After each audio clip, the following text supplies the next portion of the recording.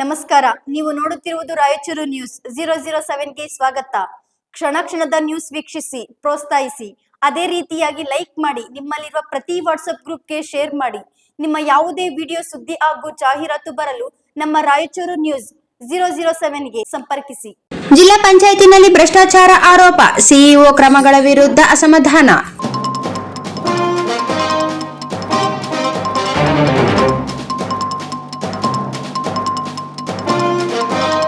ಜಿಲ್ಲಾ ಪಂಚಾಯಿತಿಯಲ್ಲಿ ಭ್ರಷ್ಟಾಚಾರ ಸಂಬಂಧ ಗಂಭೀರ ಆರೋಪಗಳು ಕೇಳಿಬಂದಿದ್ದು, ಸಿಇಒ ಈಶ್ವರ್ ಕಾಂದು ಕೈಗೊಂಡ ಕ್ರಮಗಳ ವಿರುದ್ಧ ಅಸಮಾಧಾನ ವ್ಯಕ್ತವಾಗಿದೆ. ನಗರದ ಪತ್ರಿಕಾ ಭವನದಲ್ಲಿ ನಡೆದ ಸುದ್ದಿಗೋಷ್ಠಿಯಲ್ಲಿ ಭೀಮ್ ಆರ್ಮಿ ದೇವದುರ್ಗ ತಾಲೂಕು ಅಧ್ಯಕ್ಷ ವಿಶ್ವನಾಥ್ ಬಲ್ಲಿದವ್ ಮಾತನಾಡಿ, ಭ್ರಷ್ಟಾಚಾರ ತಡೆಯುವ ಹೆಸರಿನಲ್ಲಿ ಕೈಗೊಳ್ಳಲಾಗುತ್ತಿರುವ ಕ್ರಮಗಳು ಕೆಳಮಟ್ಟದ ಸಿಬ್ಬಂದಿಗೆ ಮಾತ್ರ ಸೀಮಿತವಾಗಿವೆ ಎಂದು ಆರೋಪಿಸಿದರು. ಏಪ್ರಿಲ್ 23ರಂದು ನರೇಗಾ ಯೋಜನೆ ಸಂಬಂಧ ನಡೆದ ಸಭೆಯಲ್ಲಿ ಲಂಚ ಸ್ವೀಕಾರ ಕಂಡುಬಂದರೆ ಕಠಿಣ ಕ್ರಮ ಕೈಗೊಳ್ಳುವುದಾಗಿ ಸಿಇಒ ಎಚ್ಚರಿಕೆ ನೀಡಿದ್ದರು. ಅದರ ಬಳಿಕ ಏಪ್ರಿಲ್ 28ರಂದು ಕೆಲವು ತಾಂತ್ರಿಕ ಸಿಬ್ಬಂದಿ ಹಾಗೂ ಕೆಳ ಹಂತದ ಅಧಿಕಾರಿಗಳನ್ನು ವರ್ಗಾವಣೆ ಮಾಡಲಾಗಿದೆ. ಈ ಕ್ರಮವನ್ನು ಸ್ವಾಗತಿಸಿದರು. ಹಿರಿಯ ಅಧಿಕಾರಿಗಳ ವಿರುದ್ಧ ಯಾವುದೇ ಕ್ರಮ ಕೈಗೊಳ್ಳದಿರುವುದು ಅನುಮಾನಕ್ಕೆ ಕಾರಣವಾಗಿದೆ ಎಂದು ಅವರು ಹೇಳಿದರು. ಸುದ್ದಿಗೋಷ್ಠಿಯಲ್ಲಿ ಪಿಡಿ ಶರಣ್ ಬಸವರಾಜ್ ಅವರ ವಿರುದ್ಧವೂ ಗಂಭೀರ ಆರೋಪ ಮಾಡಲಾಯಿತು. ಯಾದಗಿರಿ ಜಿಲ್ಲಾ ಪಂಚಾಯಿತಿಯಲ್ಲಿ ಕೆಲಸ ನಿರ್ವಹಿಸುತ್ತಿದ್ದ ವೇಳೆ ಸುಮಾರು 2 ಕೋಟಿ ರೂಪಾಯಿ ದುರುಪಯೋಗ ನಡೆದಿದೆ ಎಂದು ಆರೋಪಿಸಿ, ಪ್ರಸ್ತುತ ರಾಯಚೂರು ಜಿಲ್ಲಾ ಪಂಚಾಯಿತಿನಲ್ಲಿ ಪಿಡಿಯಾಗಿ ಕಾರ್ಯನಿರ್ವಹಿಸುತ್ತಿರುವ ಅವರು ಪ್ರಮುಖ ಮಾಹಿತಿಗಳನ್ನು ಸಿಇಒ ಗಮನಕ್ಕೆ ತರದೆ ಕೆಲಸ ಮಾಡುತ್ತಿದ್ದಾರೆ ಎಂದು ತಿಳಿಸಿದರು. ಇದೇ ವೇಳೆ ಅರ್ಕೇರಾ ತಾಲೂಕ್ ಪಂಚಾಯಿತಿ ಇಒ ಅಣ್ಣಾರಾವ್ ವಿರುದ್ಧವೂ ಆಕ್ರೋಶ ವ್ಯಕ್ತವಾಯಿತು. ಪಿಡಿಒ ಆಗಿದ್ದ ಸಂದರ್ಭದಲ್ಲಿ ಶಾಖವಾದಿ ಗ್ರಾಮ ಪಂಚಾಯಿತಿಯಲ್ಲಿ ಸುಮಾರು 70 ಲಕ್ಷ ವೆಚ್ಚದ ಕಾಮಗಾರಿಯನ್ನು ಖಾಸಗಿ ಜಮೀನಿನಲ್ಲಿ ಬಿಲ್ ಎತ್ತುವಳಿ ಮಾಡಿರುವುದು ಹಾಗೂ 15 ಲಕ್ಷ ನಕಲಿ ದಾಖಲೆಗಳ ಮೂಲಕ ಹಣ ದುರುಪಯೋಗ ಮಾಡಿರುವುದಾಗಿ ಆರೋಪಿಸಲಾಯಿತು. 2025ರ ಜೂನ್ 13ರಂದು ತಾಂತ್ರಿಕ ಪರಿಶೀಲನೆಯಲ್ಲಿ ಈ ಲೋಪಗಳು ಪತ್ತೆಯಾಗಿದ್ದು 16 ಲಕ್ಷ ವಸೂಲಿ ಹಾಗೂ ಸೇವೆಯಿಂದ ವಜಾಗೊಳಿಸುವಂತೆ ಆದೇಶ ಹೊರಡಿಸಿದ್ದರೂ ಇದುವರೆಗೆ ಯಾವುದೇ ಕ್ರಮ ಜರುಗಿಲ್ಲ ಎಂದು ಅವರು ಪ್ರಶ್ನಿಸಿದರು. ಹಿರಿಯ ಅಧಿಕಾರಿಗಳ ವಿರುದ್ಧ ಕ್ರಮ ಕೈಗೊಳ್ಳದೆ ಕೆಳಮಟ್ಟದ ಸಿಬ್ಬಂದಿಗೆ ಮಾತ್ರ ಶಿಕ್ಷೆ ವಿಧಿಸುವುದು ನ್ಯಾಯಸಮ್ಮತವಲ್ಲ ಎಂದು ಅಭಿಪ್ರಾಯಪಟ್ಟರು. ತಕ್ಷಣ ಸಮಗ್ರ ತನಿಖೆ ನಡೆಸಿ ತಪ್ಪಿತಸ್ಥರ ವಿರುದ್ಧ ಕಾನೂನು ಕ್ರಮ ಕೈಗೊಳ್ಳಬೇಕು ಎಂದು ಆಗ್ರಹಿಸಿದರು. ಇಲ್ಲವಾದರೆ ಹೋರಾಟ ಹಮ್ಮಿಕೊಳ್ಳಲಾಗುವುದು ಎಂದು ಎಚ್ಚರಿಕೆ ನೀಡಿದರು. ಮೂಟೆಗಟ್ಟಲೆ ಕಳ್ಳತನ ಮಾಡುವವರನ್ನ ಪಕ್ಕದಲ್ಲಿ ಇಟ್ಕೊಂಡು ಘೋಷಣೆ ಮಾಡ್ತಾ ಇದ್ದಾರೆ ಅಂತ ನಮ್ಗೆ ಅನಿಸ್ತಾ ಇದೆ.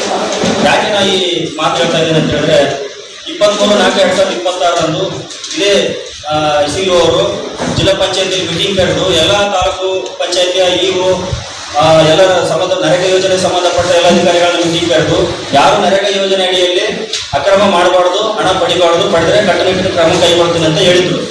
ಇದಾದ ನಂತರ 28/4/2026ರಂದು ಮತ್ತೆ ಅವರು ಕೆಲವೊಂದು ಸಿಬ್ಬಂದಿಗಳ ತಾಂತ್ರಿಕ ಸಿಬ್ಬಂದಿಗಳಾಗಿರ್ಬೋದು, ನರೇಗಾ ಯೋಜನೆ ಅಡಿಯಲ್ಲಿ ಯಾರ್ಯಾರು ಕೆಲಸ ಮಾಡ್ತಾರೆ ಅವರನ್ನು ಪರಸ್ಪರ ವರ್ಗಾವಣೆ ಮಾಡ್ತಾರೆ. ನಾವು ಈ ಕ್ರಮಗಳನ್ನ ನಾವು ಶ್ಲಾಘನೆ ಮಾಡ್ತೀವಿ, ಗೌರವಿಸ್ತೀವಿ. ಆದ್ರೆ ಪಕ್ಕದಲ್ಲೇ ಇಟ್ಕೊಂಡು ಪಿಡಿ ಶರಣ ಬಸವರಾಜ್ ಆಗಿರ್ಬೋದು, ಅಣ್ಣಾರಾವು, ಓಂಬರ್ಟ್ಸನ್ ಪಕ್ಕದಲ್ಲೇ ಇಟ್ಕೊಂಡು ಇವ್ರನ್ನ ಭ್ರಷ್ಟಾಚಾರ ಮಾಡುವಂತವ್ರನ್ನೇ ಮುಟ್ಟೆಗಟ್ಟಲೆ ಭ್ರಷ್ಟಾಚಾರ ಮಾಡೋ ಪಕ್ಕದಲ್ಲಿ ಇಟ್ಕೊಂಡು ಇವರು ಒಂದು ಆಡಳಿತವನ್ನ ಮಾಡ್ತಾ ಇದ್ದಾರೆ.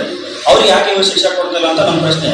ಈಗ ಶರಣ ಬಸವರಾಜ್ ಮತ್ತು ಪಿಡಿ ಯಾದಗಿರಿ ಜಿಲ್ಲೆಯಲ್ಲಿ ಕೆಲಸ ಮಾಡ್ತಾ ಇರ್ತಕ್ಕಂಥ ಸಂದರ್ಭದಲ್ಲಿ ಅವರು ಸುಮಾರು 2 ಕೋಟಿಗೆ ಅಧಿಕ ಅವರು ಭ್ರಷ್ಟಾಚಾರ ಮಾಡಿದ್ದಾರೆ.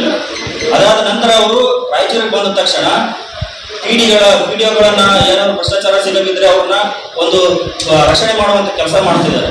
ಈಗ ರಾಯಚೂರು ಜಿಲ್ಲೆಯಲ್ಲಿ ಶಾಖವಾದಿ ಗ್ರಾಮ ಪಂಚಾಯತಿಯಲ್ಲಿ ಅಲ್ಲಿ ಅಣ್ಣಾರಾವ್ ಅಂತ ಪಿಡಿಒ ಇರ್ತಾರೆ. ಆ ಪಿಡಿಒ ಸುಮಾರು 70 ಲಕ್ಷ ರೂಪಾಯಿಗಳನ್ನ ಭ್ರಷ್ಟಾಚಾರ ಮಾಡಿ ಮತ್ತೆ 15 ಲಕ್ಷ ನಕಲಿ ವರ್ಕ್ ಎಂಟ್ರಿ ಮಾಡಿ ಬಿಲ್ ಎತ್ತುವಳಿ ಮಾಡಿರ್ತಾರೆ.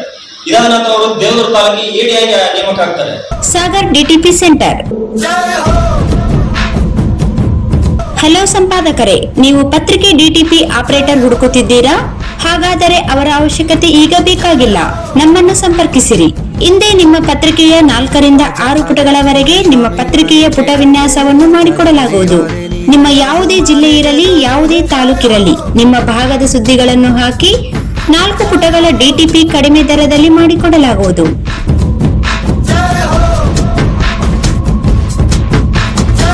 ಹಿಂದೆ ಸಂಪರ್ಕಿಸಿ. ಮೊಬೈಲ್ ಸಂಖ್ಯೆ 8431593151 ಮತ್ತು 9611114528 ಸಂಪರ್ಕಿಸಿ.